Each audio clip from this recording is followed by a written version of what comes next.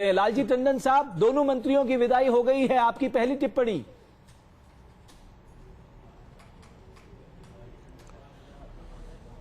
देखिए, ये रेल मंत्री का इस्तीफा जो है, ये अगर पहले ही जब ये केस उजागर हुआ था उसी वक्त अगर वो ले लिया जाता तो उसका ये माना जा सकता था कि कांग्रेस ने कोई संज्ञान लिया, लेकिन आखिर तक उसको बचाने की कोशिश होती रही।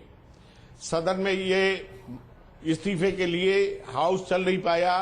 सारा प्रतिपक्ष पूरा खड़ा होकर ये मांग कर रहा था कि ये दो मंत्री इस्तीफा दें, तब तक कार्रवाई नहीं चलेगी।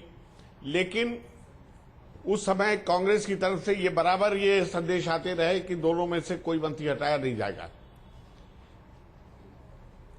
तो जब पूरी ताकत लगा ली कि उसको बचाने में, और जनमत इतना खिलाफ है कि वो उनकी बात को सुनने को तैयार नहीं है कोई, और उन्हें मजबूरन इस्तीफा उनका स्वीकार करना पड़ा, तो ये कोई क्रेडिट की बात नहीं है, बल्कि लेकिन आप कह रहे हैं जनमत खिलाफ है। बात है, जनमत तो उनके पक्ष में है। कांग्रेस पार्टी का कहना है जनमत उनके पक्ष में है, कर्नाटक का चुनाव उसकी बानगी है। कहां से कहां पहुंच जाते हैं। एक बेईमान जो घूस ले रहा है उसकी बात और चुनाव, कर्नाटक के चुनाव से आप जोड़ रहे हैं। दोनों का क्या संबंध है? वो जीत हार की बात अलग है, लेकिन एक मारली कानूनी और किसी भी दृष्टि से कि एक मंत्री के ऊपर ये आरोप लगे कि उसने घूस ली, उसके घर में परिवार में घूस ली गई, सीबीआई ने उसको गिरफ्तार किया। नहीं तो सवाल तो भ्रष्टाचार का है ना लालजी टंडन साहब, सवाल तो भ्रष्टाचार का है ना। बात आई थी। अच्छा, आप वो इस्तीफा का उनसे कहते हैं कि आप इस्तीफा दीजिए। जी, आप ये कह रहे हैं क्योंकि कर्नाटक में हमने भ्रष्टाचार किया, पब्लिक ने हमें बाहर कर दिया, ऐसे ही केंद्र में भ्रष्टाचार के खिलाफ पब्लिक अपना जनादेश सुनाएगी, आप यही कह रहे हैं ना? देखिए, ये सारी बातें घुमाने की कोशिश मत करिए, और न उसे लालजी टंडन साहब, मैं आपको घुमाने की कोशिश नहीं कर रहा हूं। करप्शन होता है। आस्था का बात है, उसको उसी रूप में देखिए। नहीं तो मैं कर्नाटका के करप्शन को और केंद्र के करप्शन को कैसे अलग अलग देख सकता हूं, आप ही समझाइए ना।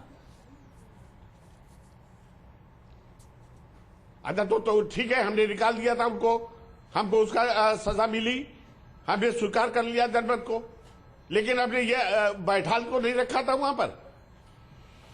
आपको कितना रुलाया येदियुरप्पा ने, वो कौन भूल सकता है कि हमने ये नैतिक साहस दिखाया था कि अपना सबसे बड़ा लीडर, जबकि कांग्रेस के लोगों पे इतने आरोप लग रहे हैं और कोई किसी को हटाने को तैयार नहीं है, हमने इतनी बड़ा रिस्क लेकर और ये कहा कि जो भी परिणाम हो, लेकिन भ्रष्टाचार से समझौता नहीं होगा। नहीं तो ऐसे तो कांग्रेस कहेगी हमने अशोक चौहान को भी हटा दिया था। कैसे? ऐसे तो कांग्रेस कहती है हमने अशोक चौहान को भी हटा दिया था, सिर्फ उन पर आरोप ही लगे थे।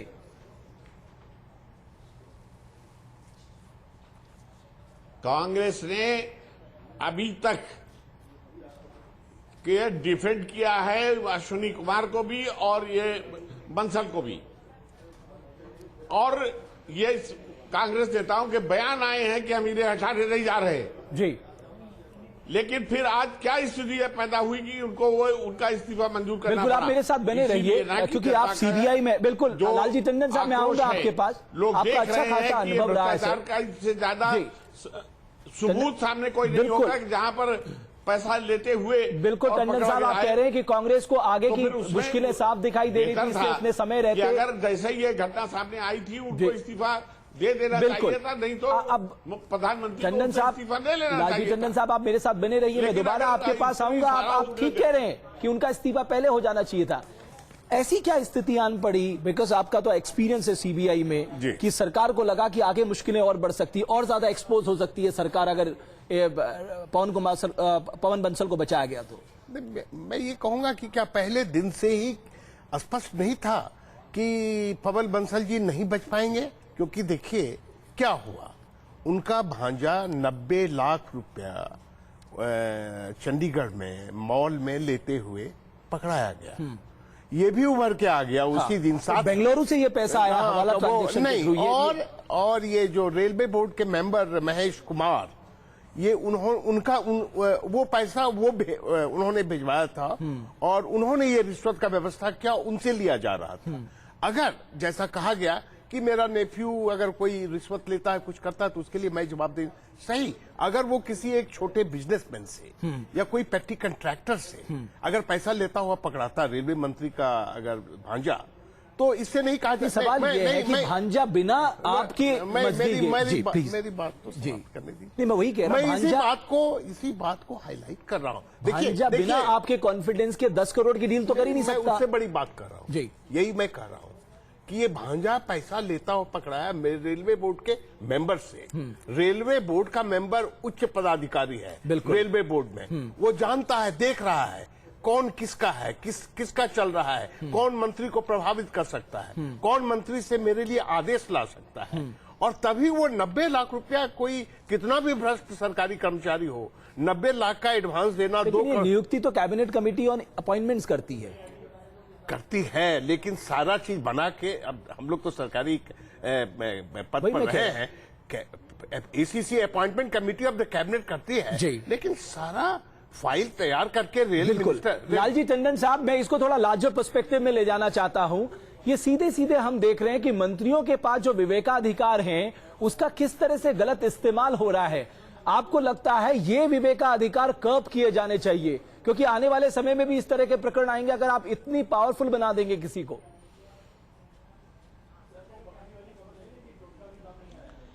देखिए, ये मॉरल जिम्मेदारी है, लोकतांत्रिक जिम्मेदारी है, ये कानूनी जिम्मेदारी भी है कि अगर किसी मंत्री के ऊपर किसी तरह का आरोप लगता है तो उसको तत्काल अपने पद को छोड़ देना चाहिए। नहीं, मेरा सवाल ये है कि जो विवेकाधिकार है, अगर वो निर्दोष पाया जाता है तो जो भी हो रहा हो, और ये पहला कांग्रेस को खुद अपने झांक के देखना चाहिए।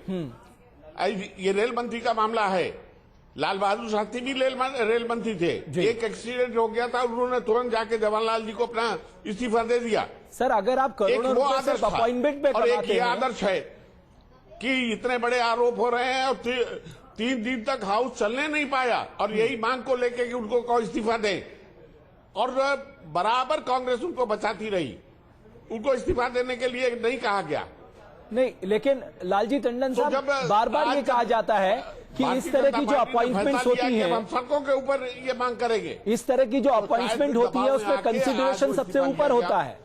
तो ये साफ जाहिर है लालजी टंडन साहब, उनका इस्तीफा लेने का मकसद था, लालजी टंडन साहब देने का मकसद था, इस मामले को दबा देना चाहते थे, नहीं दबा पाए तो मजबूरी में उनको इस्तीफा देना पड़ा। हमारे सहयोगी सैयद मोअज़्ज़िज़ इमाम भी हमारे साथ बने हुए हैं। सैयद, अगर आपको याद होगा, जब अन्ना हजारे का पूरा करप्शन मूवमेंट चला था, उसके बाद एक एम्पावर्ड ग्रुप ऑफ मिनिस्टर ने कई सारी सिफारिशें की थी, जिसको चेयर किया था मौजूदा राष्ट्रपति प्रणब मुखर्जी ने, तत्कालीन वित्त मंत्री थे। उन्होंने ये कहा था कि हमने मंत्रियों के विवेकाधिकार को कम करने की बात की है, और ये सीधे तौर पे अपने विवेकाधिकार के गलत इस्तेमाल का मामला बनता है। देखिए, जो रेलवे में प्रक्रिया है उसके मुताबिक अभी जैसे डिस्कशन हो रहा था कि कैबिनेट कमेटी ऑन अपॉइंटमेंट्स इस पे पूरा फैसला लेती है, लेकिन मिनिस्टर का रोल ये होता है कि वो अपने यहाँ से फाइल आगे बढ़ाता है कि इनको प्रपोज किया जाता है मिनिस्टर की तरफ से, एक पैनल बनता है, तो जाहिर सी बात है कि जिसमें मिनिस्टर का प्रेफरेंस होता है, उसका अपॉइंटमेंट होता है, वो सभी डिपार्टमेंट्स पे होता है, चाहे जिस डिपार्टमेंट का जेएस बनाना हो या सेक्रेटरी बनाना हो, तो उस मिनिस्टर कंसर्न की राय जरूर जानी जाती है। दूसरी बात यह है कि जो विशेषाधिकार रेलवे में अभी हैं वो शायद अभी तक खत्म नहीं हुआ, खाली कुछ एचआरडी मिनिस्टर को छोड़ दें जिन्होंने खुद से अपना जो केंद्रीय विद्यालय का कोटा था वो खत्म किया है, लेकिन अभी एमपीज का विशेषाधिकार वहां पे केंद्रीय विद्यालय के कोटा में बना हुआ है, तो अभी पूरी तरह से खत्म नहीं हुआ। खासकर एलपीजी कनेक्शन एलपीजी का डीलरशिप देने में जो लॉटरी सिस्टम किया गया है उसमें भी प्रेफरेंस खत्म किया गया है। राजीव गांधी जो एलपीजी ओनर है उसमें भी प्रेफरेंस खत्म किया गया, वो भी लॉटरी से हो रहा है। तो कुछ चीजें तो हुई हैं, लेकिन अभी बहुत कुछ इस मसले पर नहीं हुआ है जहां तक मंत्रियों के अधिकार की बात है। रमेश जी, आप बने रहिए सैयद, मेरे साथ मैं और कुछ बात करूंगा। मेरे साथ इस वक्त जुड़ चुके हैं कांग्रेस के प्रवक्ता नीम अफजल साहब। नीम अफजल साहब, आपको इतने दिन लग गए? प्रथम दृष्टया साफ साफ दिख रहा था साहब, ये तो घूसखोरी का मामला है, भ्रष्टाचार का मामला है, आपकी छवि है साहब, भ्रष्टाचार होगा हम तुरंत बाहर कर देंगे। आपको इतने दिन लग गए सर? कितने दिन लग गए? आप देख लीजिए, खुद गिन लीजिए कब ये मामला सामने आया। देखिए, ऐसा होता है कि जब कुछ चार्ज लगता है और उसमें पूरी तहकीक की जाती है और उसके बाद ही कोई फैसला लिया जाता है, तो ये वही वक्त लगा है। ये जो कह रहे हैं कि प्रधानमंत्री इन दोनों मंत्रियों को बचाना चाहते थे, सोनिया गांधी इनको बाहर करना चाहती थी, आप किस तरह की इमेज पब्लिक में ला रहे हैं कि सोनिया गांधी ईमानदार है, प्रधानमंत्री कहीं ना कहीं करप्शन को संरक्षण दे रहे हैं? मुझे ऐसा लगता है, मैं अभी किसी दूसरे चैनल पर था जी, मुझे यही बात कही थी, एक भारतीय जनता पार्टी के सज्जन ने ये बात कही, तो मैंने उनको यही कहा था कि भारतीय जनता पार्टी का रिमर मंगरिंग का जो सिलसिला है जी, वो काफी दिनों से चल रहा है। हाँ। वो कह रहे थे बड़े जोर शोर से कि 2 दिन पार्लियामेंट हमने पहले उठ गई, पार्लियामेंट ने जो है वो पहले से हम छोड़ करके चले गए। पार्लियामेंट तो उन्होंने चलने नहीं दी, आज वो कह रहे हैं कि हमने पहले छोड़ दी। नहीं सर, अगर टीवी की मान बहस लीजिए- करना चाहते हैं, सड़क पे बहस करना चाहते हैं, जो सही प्लेटफॉर्म है वहाँ बात नहीं करना चाहते। अफजल साहब, सर मैं बहुत ईमानदारी से आपसे जानना चाहता हूं, इस देश के सामने 2 बड़े महत्वपूर्ण विधेयक थे, one is land acquisition bill, दूसरा था फूड सिक्योरिटी बिल, है ना? अगर आप इन दोनों मंत्रियों का उस समय इस्तीफा ले लेते, तब आप बीजेपी को बैकफुट में डाल सकते थे कि हम देश के लिए इतने बड़े कानून लाए, हम आप पारित कराने में मदद करिए। देखिए, ये आपका तजिया हो सकता है, ये आपकी राय हो सकती है, हो सकता है कि आपकी राय से मैं इत्तेफाक ना करूं। नहीं, लेकिन आपका दिल कहता है कि आप मेरी राय से इत्तेफाक कर रहे हैं।